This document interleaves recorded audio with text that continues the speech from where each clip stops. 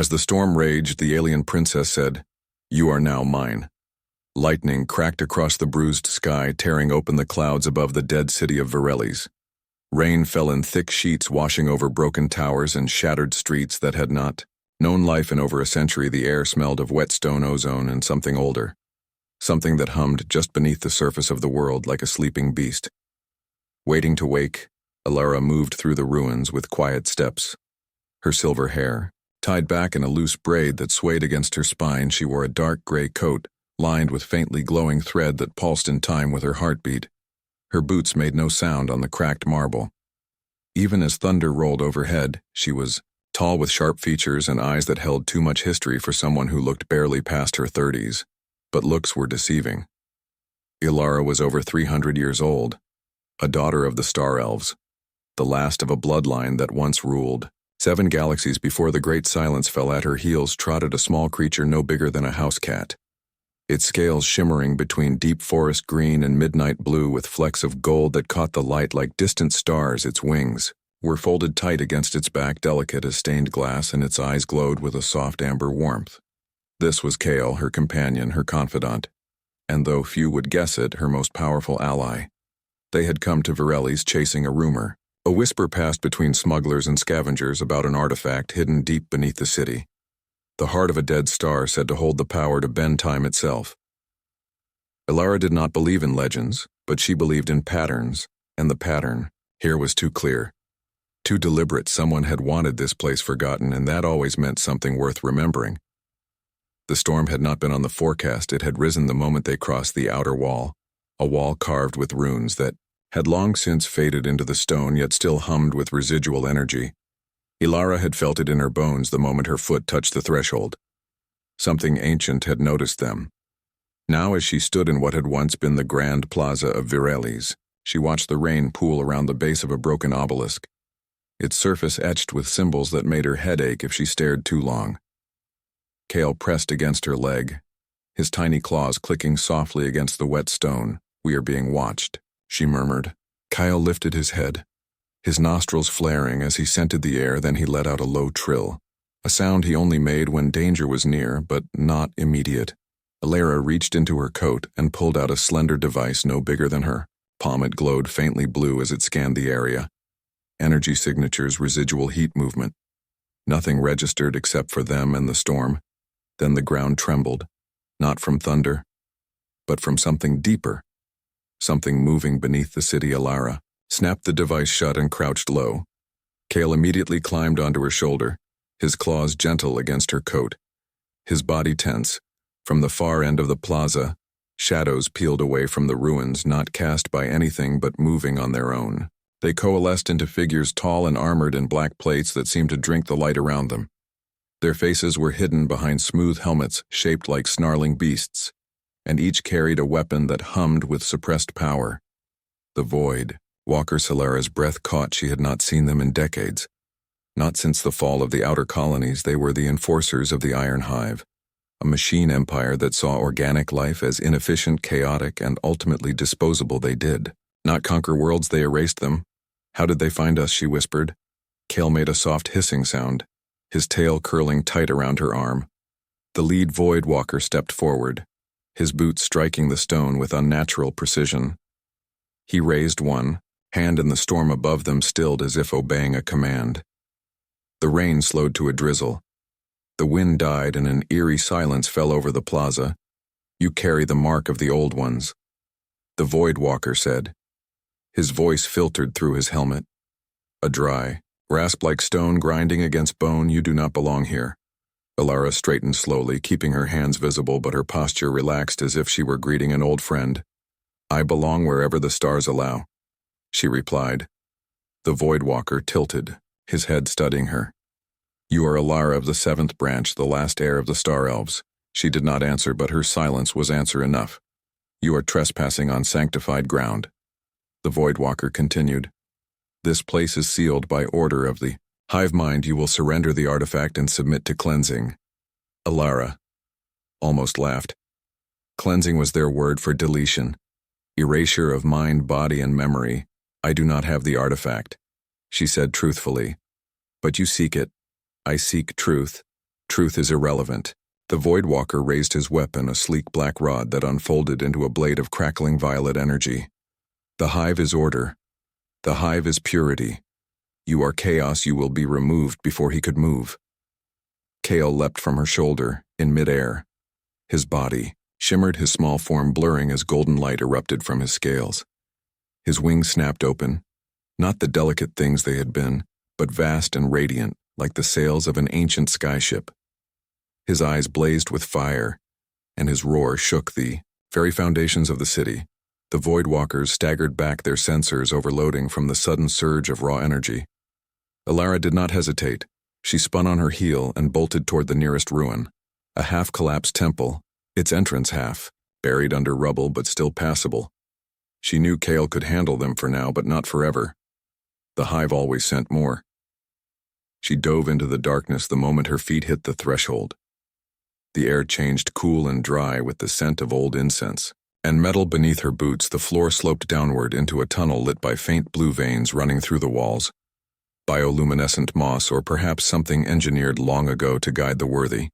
She did not look back, but she felt Kale's presence like a second heartbeat growing closer. Then beside her again, small once more, panting slightly but alert. "Good boy," she whispered, scratching behind his horns. They moved deeper. The tunnel twisting and turning until it opened into a vast chamber, circular with a domed ceiling covered in constellations that shifted as she watched. The center of the room held a pedestal, and on it rested a single object, a crystal, no larger than her fist, pulsing with a slow, steady rhythm. Like a sleeping heart, the heart of a dead Sterlara approached slowly, her breath catching in her throat. Legends said it could show the past, rewrite the future, even bring back the lost. But she had always believed it was a metaphor, a symbol of memory and sacrifice. Yet here, it was real and waiting. As her fingers neared the crystal, it flared to life, not with heat but with recognition. A voice echoed in her mind, not words but feelings. Images. A star dying, a child crying, a promise made in blood. She gasped and pulled her. Handbackle nudged her gently, then stepped forward and placed one small claw on the pedestal. The crystal dimmed, then brightened again, this time with a golden hue that matched Kale's eyes.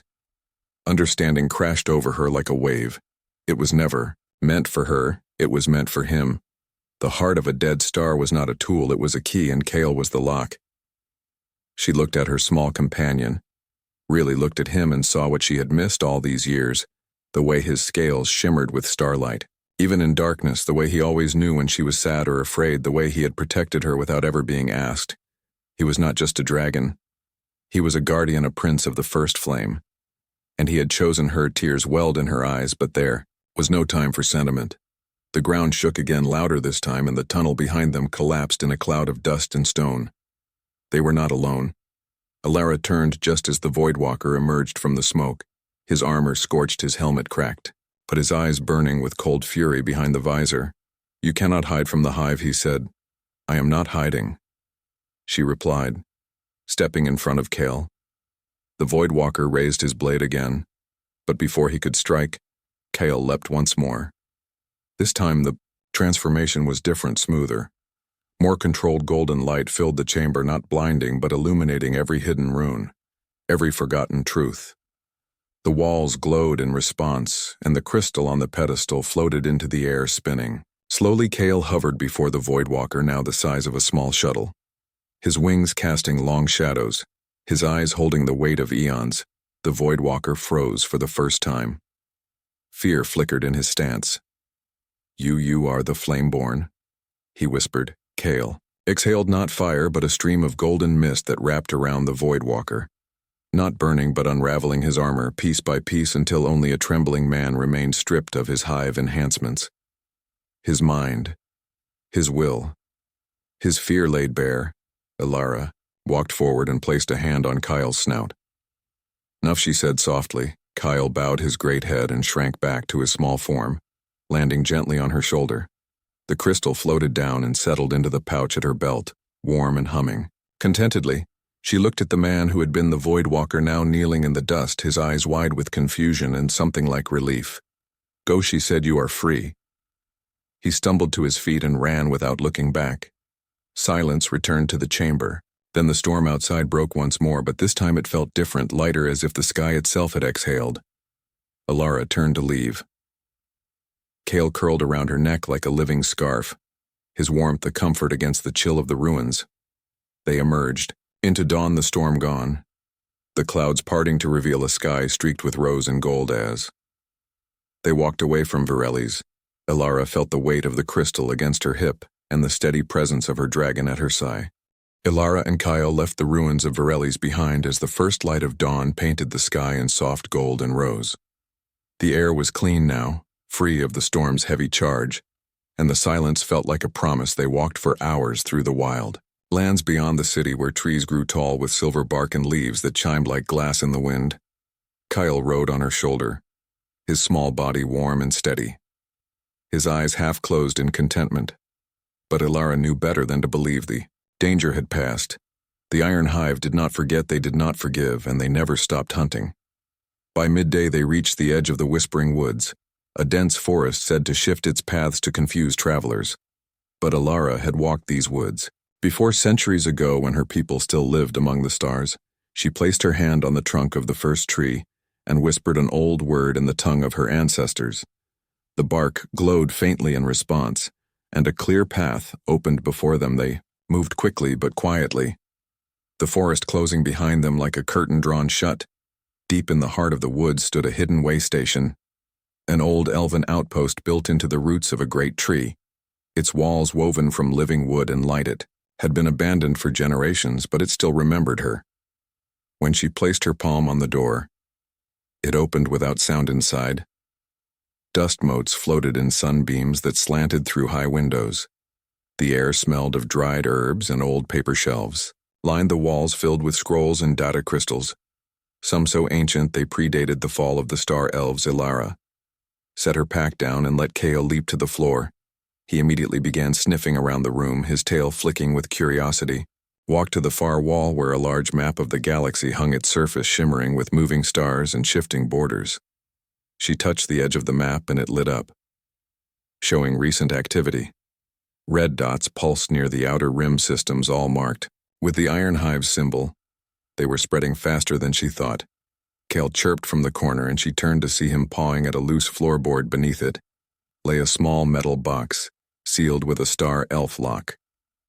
She knelt and pressed her thumb to the lid. It clicked open, revealing a folded message and a smooth black stone etched with a single rune. The message was short, written in her mother's hand.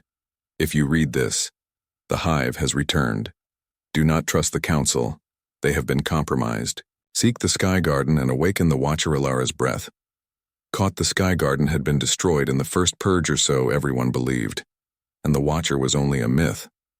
A guardian said to sleep among the stars, waiting for the last heir to call, but her mother had never dealt in myths. She tucked the message into her coat and pocketed the black stone, then turned to Kale, who was watching her with knowing eyes. We have a new destination, she said. He trilled in agreement. They spent the night in the way station, resting and gathering supplies. By morning, the forest was quiet again, too quiet. Alara felt it in her bones. The Hive had found their trail.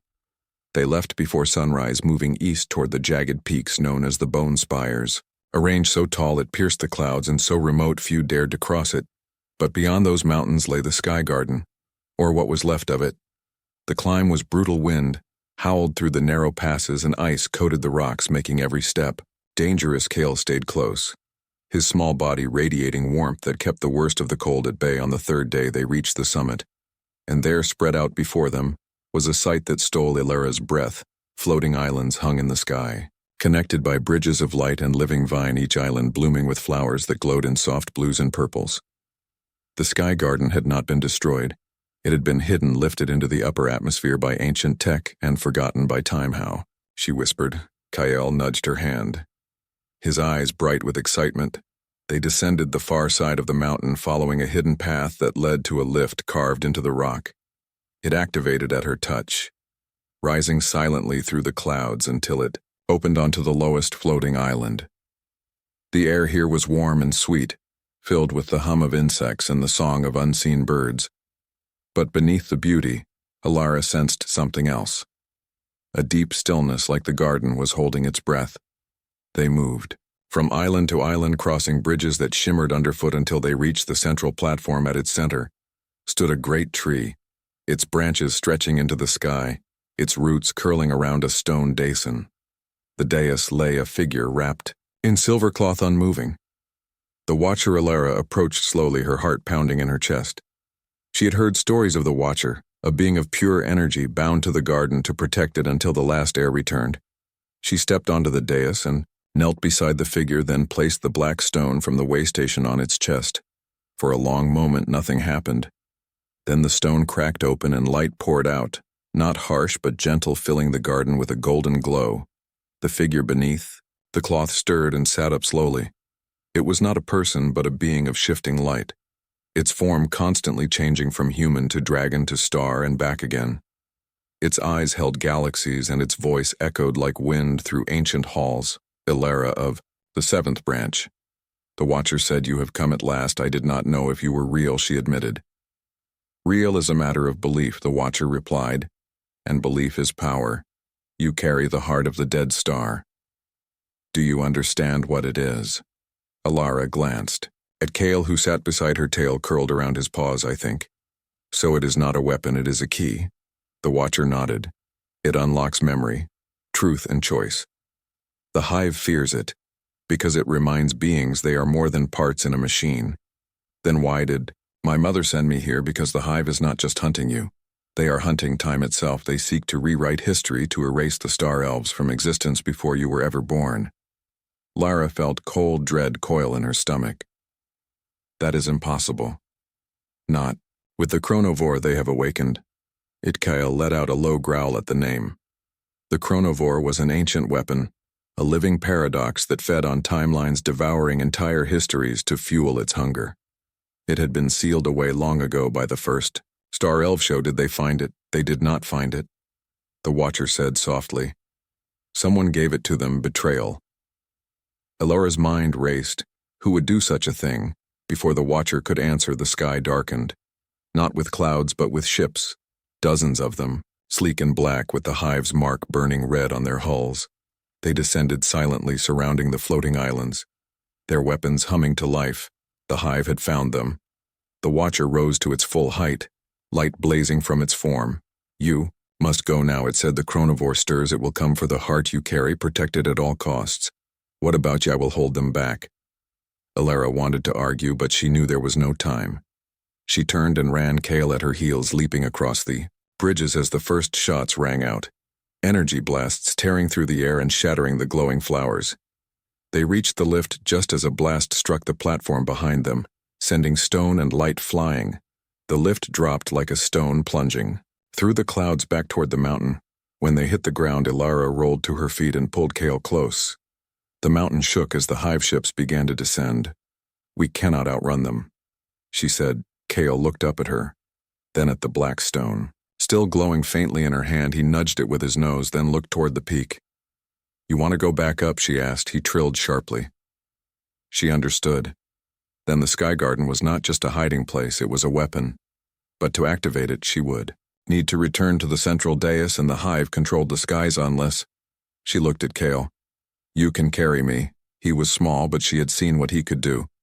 Kyle nodded and stepped back, then his body began to glow, his form expanding until he stood, taller than a house, his wings wide enough to catch the wind. His eyes burning with golden fire, Alara climbed onto his back, gripping the ridges along his spine hold. "On," she whispered. With a mighty beat of his wings, Kale launched into the sky. The hive ships turned toward them, weapons charging. But Kale was faster, weaving through their fire with impossible grace. Alara held tight, her eyes fixed on the central island.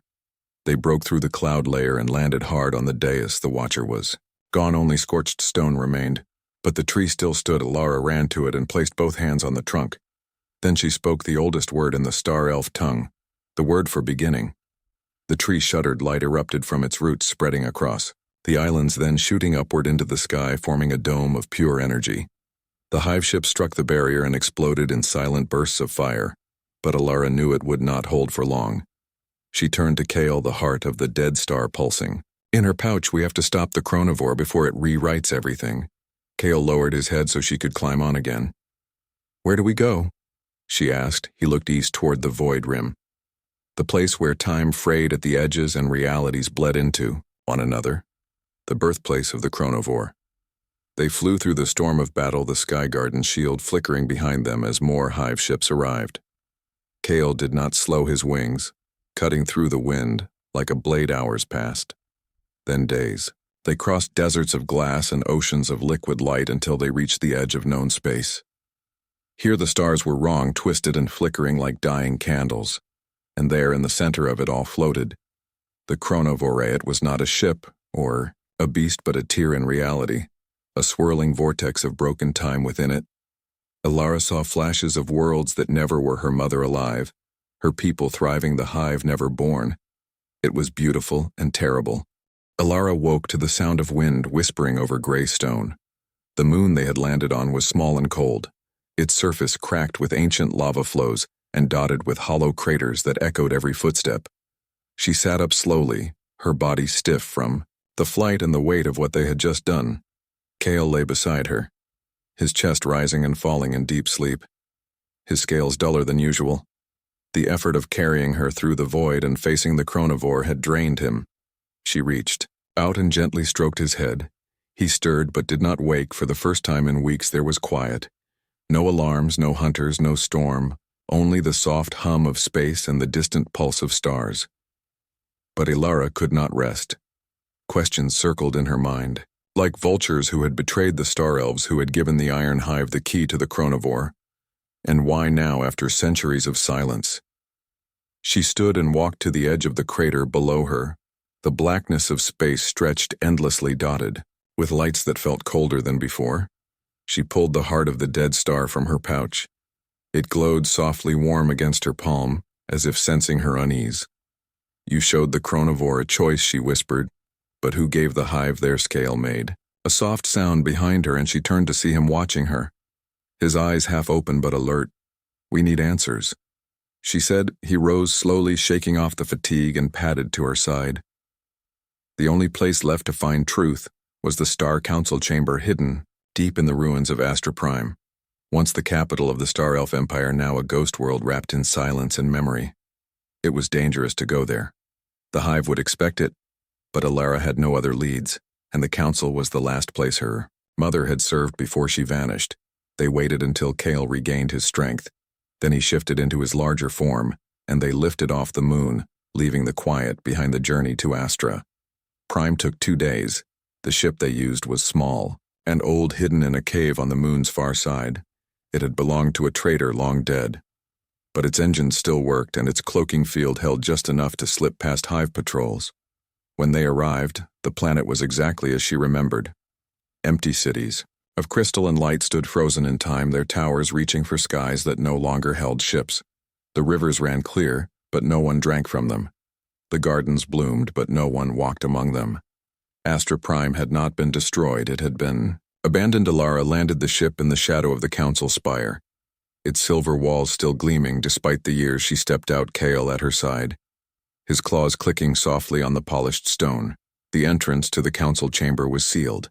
With a lock that required blood and voice, she placed her hand on the panel and spoke her name. The door hissed open, revealing a long hall lit by floating orbs that brightened as she passed. At the end of the hall sat the council table, 12 chairs. In a circle, only one occupied. A woman sat there, her back straight, her silver hair braided with threads of blue light. She wore the robes of the High Council, and around her neck hung a pendant shaped like a broken stair. Alara stopped cold. "Mother." The woman turned, and for a heartbeat Alara believed it was her, but the eyes were wrong. Colder, sharper, empty of the warmth she remembered. "You are not her," Alara said. The woman smiled faintly. "No, I am not your mother. I am her echo, a memory given form by the chamber's archive system." Alara's shoulders slumped, but she stepped forward anyway. "If you are tied to the archive, then you know what happened." "I know many things," the echo said, "but not all are meant to be spoken." "Tell me who betrayed us." The echo was silent for a long moment. Then she rose and walked to a wall covered in shifting symbols. She touched one, and it flared to life, showing a fax. Alara's breath caught. It was Lyra, her childhood friend, her blood sister in all but name they had trained. Together, flown together, dreamed of rebuilding their people together. Lyra had vanished during the last purge, presumed dead, but the image showed her standing before the Iron Hive's central core, handing over a data crystal that pulsed with the same light as the heart of the dead star. While Lyra whispered, because she believed the Hive offered order. She said the Echo's voice was gentle but firm. She watched our people fall to war and pride and chaos. She thought erasing us was an act of mercy. Mercy, Ilara's voice cracked. That is not mercy. That is murder, the Echo nodded. But grief does not always wear a monster's face. Sometimes it wears the face of someone who loved you. Kyle pressed against Ilara's leg, his warmth a silent comfort. Is she still alive? The Echo looked away. The last signal from her came from the Hive's inner sanctum. The Void Throne. Ilara knew that place, a fortress built around a black hole where time moved differently, where prisoners could live centuries in a single hour. She is waiting for you, the Echo said. Or perhaps she is waiting for death. Ilara turned and walked back down the hall. Her steps faster now, her mind made up. Kale followed without question. They returned to the ship and set a course for the Void Throne, a place no living being had ever left. As they flew, Ilara opened a compartment beneath her seat and pulled out an old weapon, a blade forged from fallen starlight, its edge humming with quiet power. Her mother's last gift? If Lyra was beyond saving, she would not let her suffer, but if there was even a sliver of her old friend left, she would fight to bring her back. The Void Throne appeared on the view screen 3 days later, a massive ring of black metal orbiting a silent black hole, its surface crawling with hive ships and energy tethers that pulsed like veins. Cal shifted beside her, his eyes fixed on the fortress. We go in quiet, she said. He nodded. She activated the cloaking field and guided the ship through the outer defenses, slipping between patrols like a shadow. They docked on the lowest level where the gravity was weakest and the guards fewest. Inside the fortress, the air was cold and still, the walls lined with tubes holding sleeping figures, their minds linked to the Hive's network. Ilara moved like smoke, Kale at her heels, his small form perfect for hiding in the shadows. They climbed level after level, avoiding patrols and sensors until they reached the inner sanctum. There, in the center of a vast chamber, floated Lyra. She was suspended in a column of light, her eyes closed, her body wrapped in thin wires that pulsed with dark energy. Ilara stepped forward. Lyra. The figure opened her eyes, and for a moment, they were the same eyes that had laughed with her under twin moons, that had cried with her at their teacher's funeral. Ilara, but then the light in them dimmed, replaced by something hollow. You should not have come. I had to. Lyra looked down at the wires binding her. I am part of the Hive now. I see the truth. Chaos must, and even if it means ending us, you are wrong. Ilara said, stepping closer. The Hive does not bring order. It brings silence. And silence is not peace. It is death. Lyra's face twisted in pain. I only wanted to stop.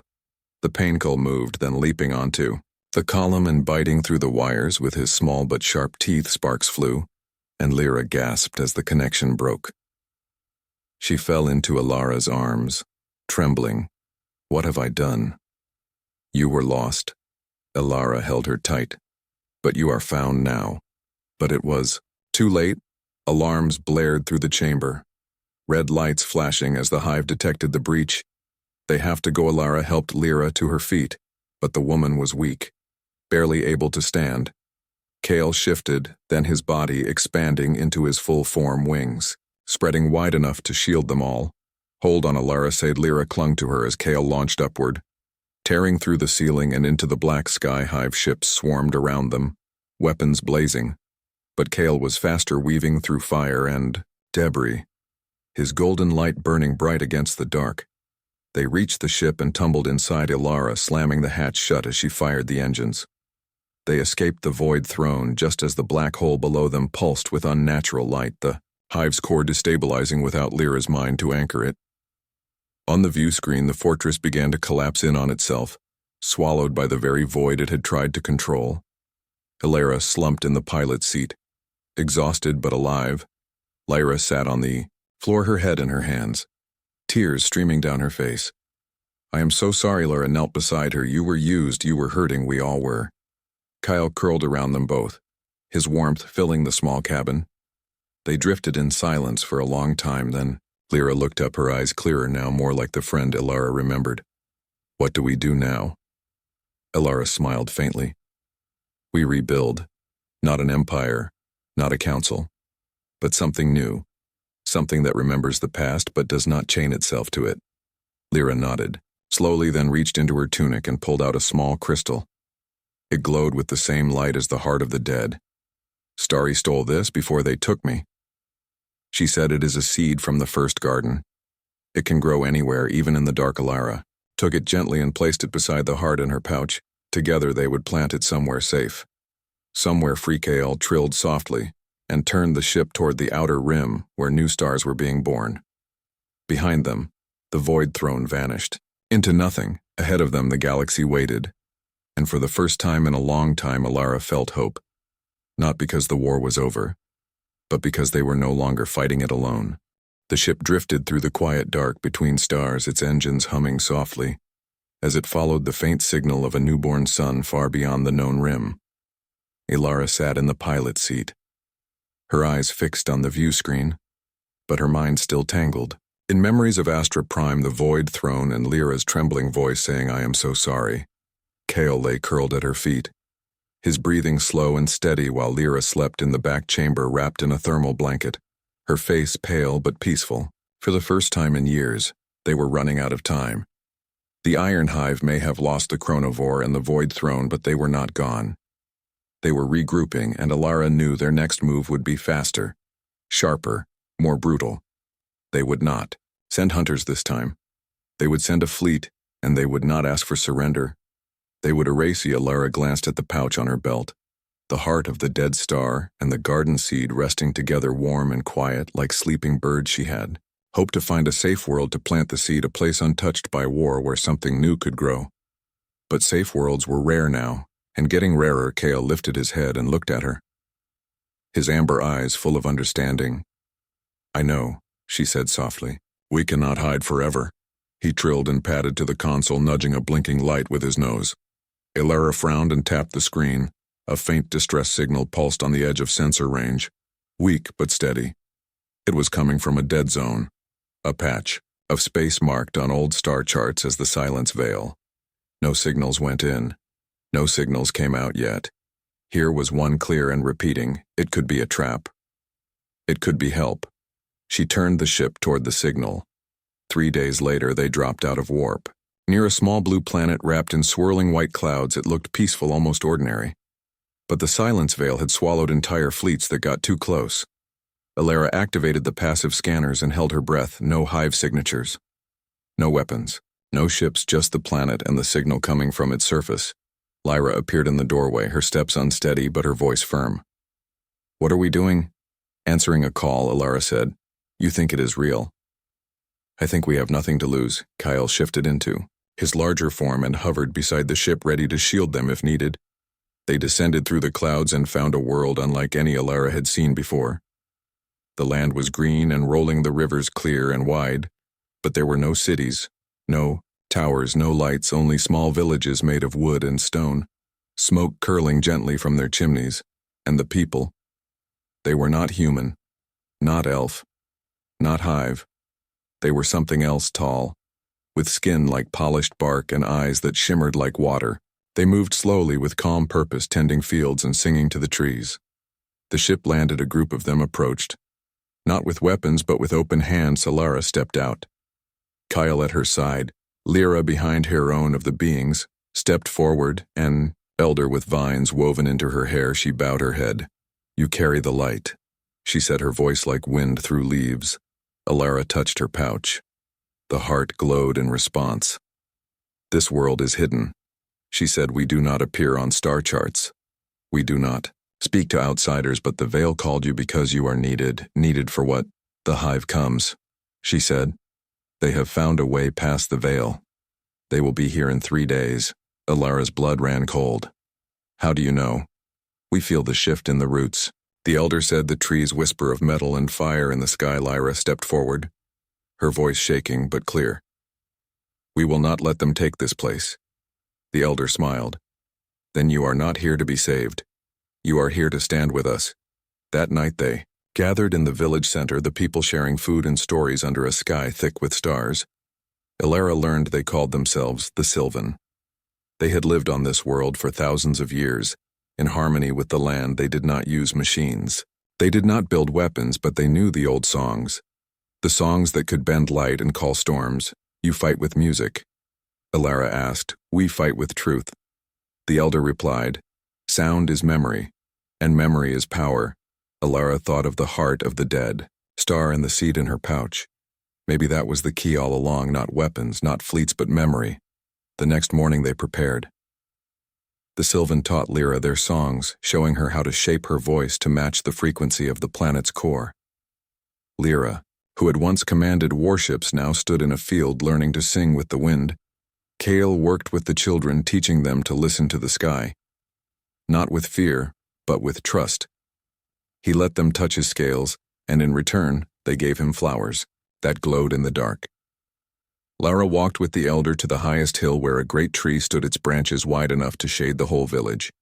This is the first root. The elder said it connects to every living thing on this world if the hive burns one leaf. It feels it. Lara placed her hand on the bark and closed her eyes. She saw the planet's life force, a web of light stretching from mountain to sea, from insect to bird, from child to elder. And she saw the hive coming, not just ships, but machines that walked on legs, machines that drilled into the ground to drain the core. They would not just conquer, they would consume. We have to stop them before they land, she said. The elder nodded. Then it is time.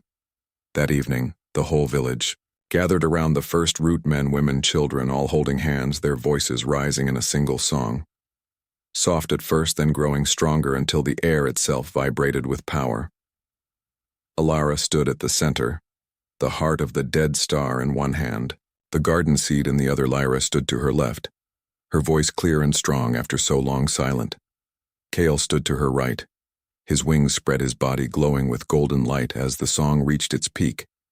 Ilara pressed the seed into the soil at the base of the first root and the heart of the dead star into her own chest. Not to use it, but to give it back. Light exploded from her. Not blinding, but pure, washing over the village, the hills, the rivers, the sky. The planet answered. Roots burst from the ground, wrapping around rocks and streams, forming living walls of wood and vine. The rivers rose into the air, forming shields of water. The very air thickened into a barrier that shimmered like glass. Above them the sky darkened. The hive had arrived. Dozens of ships dropped from warp, their weapons charging their hulls black as death, but they could not land. The Sylvan song held the barrier firm, and the planet itself fought back, vines snaking up to grab landing struts. Roots, cracking hulls, water flooding. Engines on the ground. Ilara felt the strain, the heart of the dead star burning in her chest, feeding the defense, but it was not enough. Own ship broke through. It hovered over the village, its underside opening to release a swarm of hunter drones. Kale roared and launched into the sky. His golden fire meeting the drones mid-air, he tore through them with claws and flame. But more kept coming. Lyra ran to the edge of the field and sang a new note, sharp and bright. The ground beneath the ship cracked open and swallowed its landing gear. The ship tilted, then crashed into the hillside, exploding in a ball of fire. But Ilara knew this was only the beginning. The hive would send more, and the heart could not hold forever. She looked at Kale, who landed. Beside her, his scales scorched, his breath ragged. She looked at Lyra, covered in dirt and sweat, but standing tall. She looked at the Sylvan, still singing. Their hands linked, their eyes full of trust, and she made a choice. She pulled the heart from her chest and held it high, not to defend, but to awaken. The heart pulsed once, then shot into the sky, exploding into 1,000 points of light that rained down over the planet. Where each point touched the ground, a new plant sprouted, a new flower bloomed, a new song began. The garden was growing, and it was alive. The hive ships faltered, their systems overloading from the surge of raw life energy. One by one, they turned and fled back into the void. The battle was over. Ilara collapsed to her knees, exhausted, but smiling. Kyle curled around her. Lyra knelt beside her, and the Sylvan surrounded them, not as strangers but as family. In the days that followed, the garden spread across the planet, its flowers glowing at night, its trees bearing fruit that healed wounds and cleared minds. The Sylvan taught Ilara and Lyra their ways, and in return, The two shared stories of the stars. They were no longer just survivors. They were builders. But Alara knew the hive would return, and next time they would come with everything. So, she began to plan with Lyra's knowledge of hive tech and the Sylvan songs and Kale's fire. They would not just defend. They would rise, and when the hive came again, they would find not a hidden world, but a home ready to fight as the sun set on. The fourth day, Alara stood on the hill with Kale at her side, watching the garden bloom beneath a sky full of stars. The storm had raged. The princess had claimed her dragon, and now they would claim the future. Weeks passed on the Sylvan world, and the garden grew faster than anyone expected. Its vines climbed mountains. Its roots reached deep into the earth, and its flowers bloomed in colors no one had ever seen before. Each petal hummed with quiet energy, and the air smelled sweet like rain and starlight. Alara walked the paths every morning, her boots brushing against glowing moss, while Kale flew above, scanning the skies for any sign of the hive. Lyra worked with the Sylvan elders, teaching them how to read hive signals and build simple shields from old Star Elf tech. The village was no longer just a hiding place.